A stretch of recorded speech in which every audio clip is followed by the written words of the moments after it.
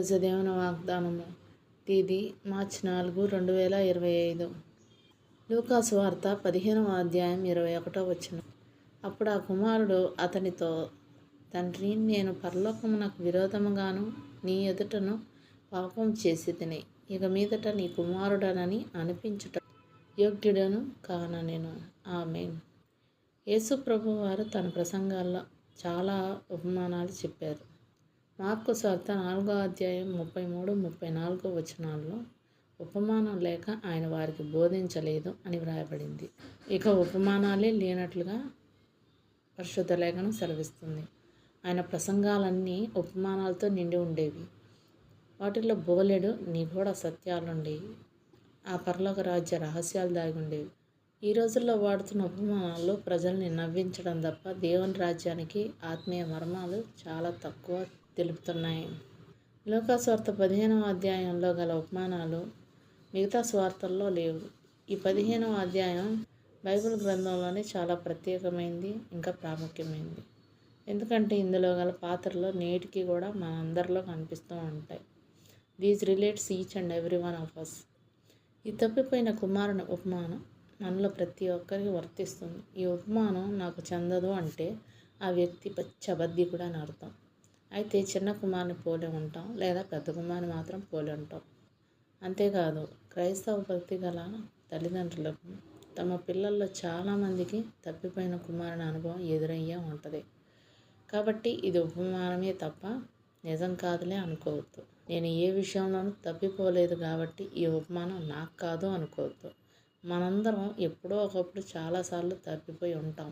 మాటలోనో, పవిత్రతలోనో, చూపులోనో, తలంపులోనో, ఇంకా ప్రవర్తనలోనో, ప్రార్థించడంలోనో, దేవునికి ఇవ్వడంలోనో తప్పిపోయిన వారమే.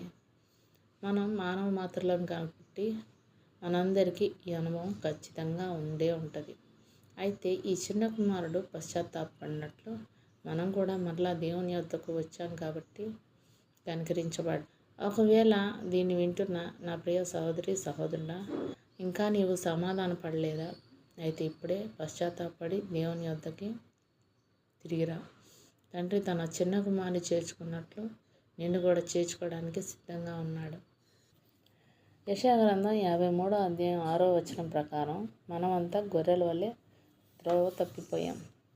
గొర్రెల కాపరి అయిన యేసయ్య మనల్ని వెతికి తీసుకొచ్చారు. ఈ లూకాసు వార్తలోనే 15వ అధ్యాయంలోనే 18వ వచనం ఒకసారి గమనించినట్లయితే నేను లేచి నా తండ్రి వద్దకు వెళ్ళి, తండ్రి, నేను పరలోకమునకు విరోధముగా నీ ఎదుట పాపం చేసి తిని అంటాడు.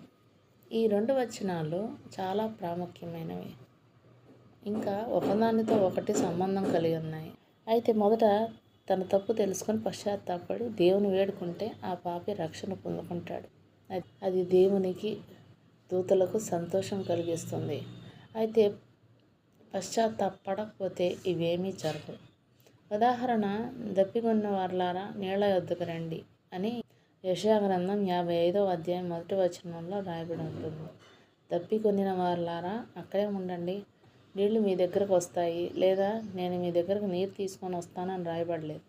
కాబట్టి నీ పాపముల విషయమై నీవు పశ్చాత్తాపడి దేవుని దగ్గరికి వస్తే దేవుడు నీ దగ్గరకు వచ్చి నువ్వెంత పాపమనే మురికిలా ఉన్నా సరే నిన్ను తన రక్తంలో కడిగి శుద్ధునిగా చేసి పరలోక వారసునిగా చేస్తారు.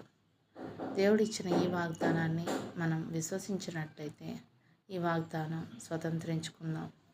ఆమేన్. దేవుడు తన పరిశుద్ధ వాక్యం మనం వెనుకిడి యందు దీవించును కాక. ఆమేన్.